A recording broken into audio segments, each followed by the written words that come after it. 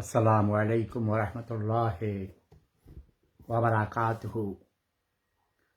জুম্মা মুবারক, জুম্মাতুল বেদা মুবারক। রমজানের আজ শেষ জুম্মা। প্রতি রমজানে 4টা করে জুম্মার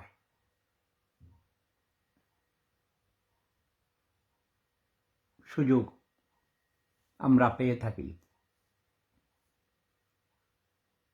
এর ব্যতিক্রমও হয়তো বা কখনো কখনো হতে পারে, তবে ইন অ্যাভারেজ 4টা জুম্মা পাওয়া হয়। আজ চতুর্থ জুম্মা, মানে শেষ জুম্মার দিন। এটাকে বলা হয় জুম্মাতুল বেদা, আখেরি জুমা, শেষ জুমা। সারা মাস পবিত্র রমজান তথা সিয়াম সাধনার পর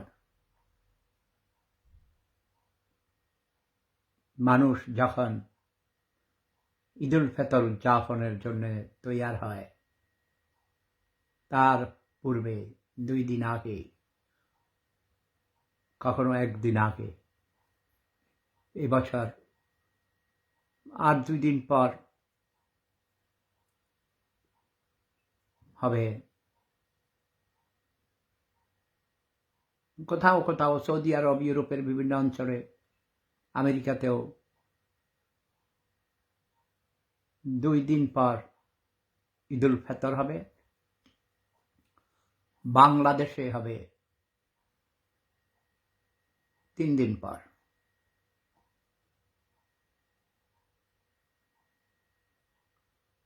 আনন্দের দিন, খুশির দিন।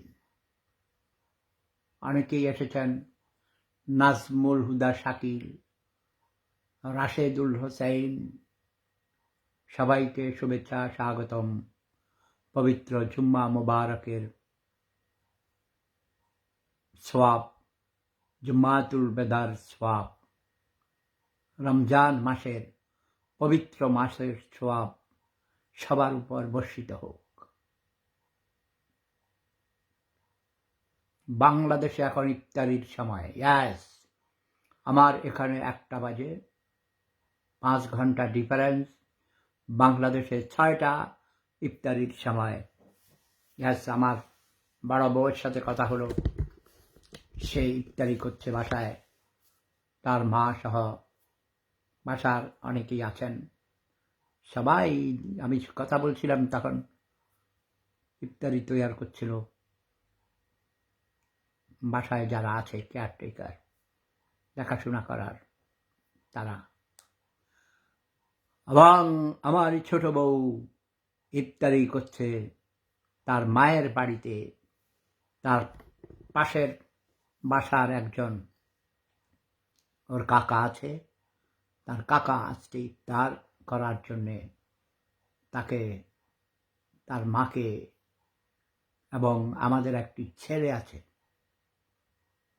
পালক ছেলে অবশ্য,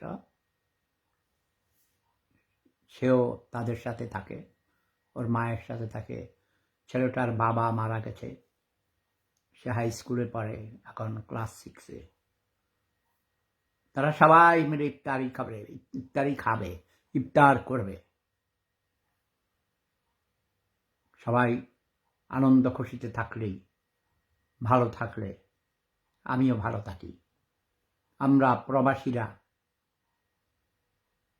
অনেক অনেক কষ্টে প্রবাসে দিন যাপন করি এবং আমাদের প্রিয়জনদের জন্য টাকা পাঠাই। টাকা সবাই বলে টাকা পাঠাও, টাকা পাঠাইলে সবাই খুশি।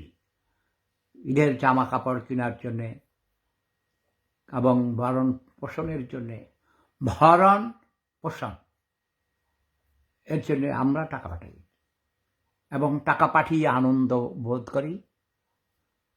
অন্যদের আনন্দ দিতে পারলে নিজের কাছে ভালো লাগে, তাই না? তোমরা কি বলো?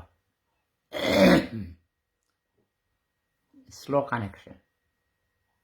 জিয়া আহমেদ, স্বাগতম। আব্দুল্লাহ আল মাহবুব, দেখি যোগ হয়ে যাও। ভালো লাগে না। কেউ যোগ হবা, love is power. MD Jalal, তুমি যোগ হবে, তোমাদের কথা বলবে না। বাংলাদেশে এখন ইফতারির সময়, এরপর মাগরিবের নামাজ। এখন মানুষকে বিরক্ত করা ঠিক না। তোমরাও যাও, ইফতারি করো, নামাজ পড়ো, মহান আল্লাহ রাব্বুল আলামিনের কাছে তওবা করো। তওবা করে বলো যে, হে মাওলা, মহান আল্লাহ রাব্বুল আলামিন, আমরা জীবনে জানা অজানা অনেক গুনাহ করেছি, তুমি আমাদেরকে মাফ করে দাও। আমিন সুম্মা আমিন।